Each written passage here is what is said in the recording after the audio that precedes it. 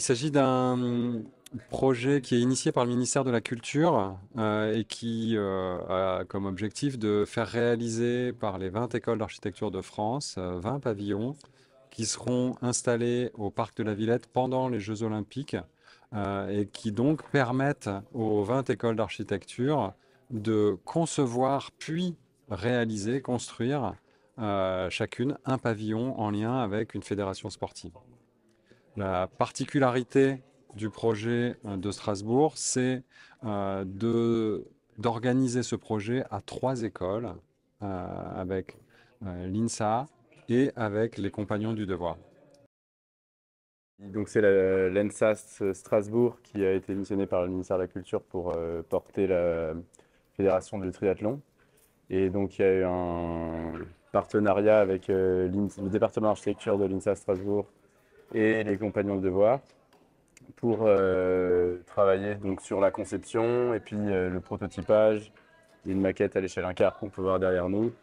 Et voilà, donc tout l'atelier s'est fait en travail avec les trois écoles. Il faut dire que c'est quand même un atelier projet. Donc, on est parti vraiment de l'idée de concevoir ce pavillon de A à Z avec donc nos étudiants qui étaient un peu mis en défi parce qu'il fallait qu'ils travaillent tous sur un seul projet, ce qui était un peu la difficulté pédagogique de l'atelier qui s'est très bien finalement passé. Donc, on est parti d'un projet individuel en passant par le travail de groupe, en passant par des votes et des choix, et on a terminé sur un projet qu'on a ensuite testé effectivement à plusieurs échelles, donc jusqu'à l'échelle 1.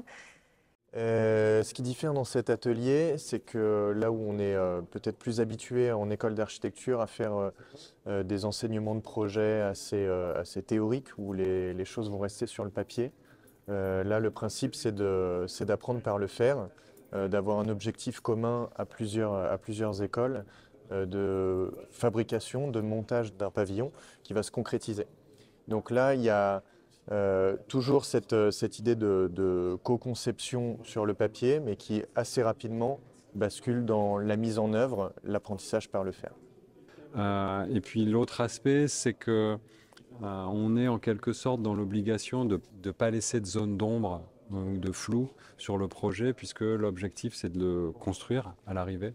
Et donc on va chercher à résoudre toutes les questions en anticipant l'impact des résolutions techniques sur la morphologie et l'identité du bâtiment. Donc il y a vraiment un lien très très fort entre conception, réalisation et identité du projet qu'on conçoit. Et du coup, le prototype à l'échelle 1 nous a permis aussi de faire des premiers assemblages et de regarder, là par exemple, ce qui a été monté, la zinguerie, elle n'est pas démontable. Donc il faut qu'on retravaille encore dessus. Et c'est justement pour ça qu'on a fait ce prototype-là, pour vraiment aller jusqu'au bout et puis voir les problèmes qu'il y a pour qu'ils puissent anticiper et qu'on puisse les résoudre. Dans ces étapes de conception, on a toujours intégré l'idée que le pavillon allait être démonté et remonté dans les parcs des Romains de Strasbourg. Et donc cette idée de monter, remonter, réutiliser a fortement impacté forcément le projet et dans la conception structurelle et dans la conception des espaces. Et il y a aussi la question de comment est-ce qu'on va utiliser ce pavillon dans le parc des Romains, donc qui est encore plus une question d'usage où on a justement travaillé depuis le début avec un groupe d'étudiants sur l'idée de pouvoir transformer, rajouter ou justement utiliser différemment. La question du travail d'équipe, elle est vraiment importante dans cet exercice, puisque on a eu pendant tout le semestre 28 étudiantes et étudiants qui travaillaient ensemble sur le même sujet. Donc ça veut dire être capable de transférer des informations que certains peuvent avoir et pas d'autres. Ça veut dire être capable de mettre en place une présentation de contenu pour établir des choix collectifs. Et ça veut dire aussi être capable de se répartir le travail de manière efficace. Dans la profession d'architecte, il y a un rôle de synthèse qui est très important. Et dans cet atelier, j'ai trouvé que cette nécessité de position d'écoute pour faire une bonne synthèse était très importante. Je pense que ça s'est imposé, cette capacité d'écoute, comme une qualité nécessaire pour faire avancer le projet dans le bon sens. Un autre aspect peut-être, la compréhension du fait que une résolution technique n'est pas qu'une résolution technique, ça doit être un acte d'architecte. Et quand on est face à une difficulté d'ordre technique, trouver un mode de résolution en tant qu'architecte, c'est une réponse à part entière du projet sur l'ensemble de son identité et pas simplement résoudre des parcelles de problèmes les uns à côté des autres, mais trouver une forme de résolution commune, synthétique à l'ensemble.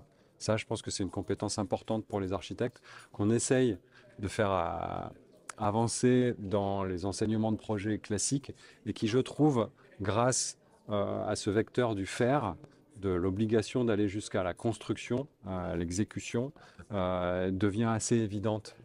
Ça saute aux yeux puisque à un moment, le bâtiment, il est construit, quoi. Voilà. C'est vraiment la manipulation de la matière réelle qui était quand même pour eux assez formateur. Enfin, le métier d'architecte, il y a vraiment le relationnel est très important parce que on a un point de vue, on a un projet en tête, mais on le construit pas.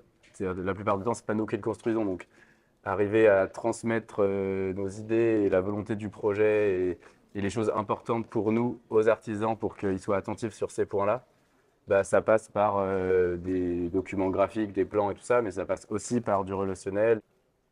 Ce qui était chouette, c'est qu'on a eu le retour des étudiants et des étudiants compagnons, que les deux ont eu l'impression d'apprendre des autres. Donc ça marchait mutuellement et ça c'était très, très chouette.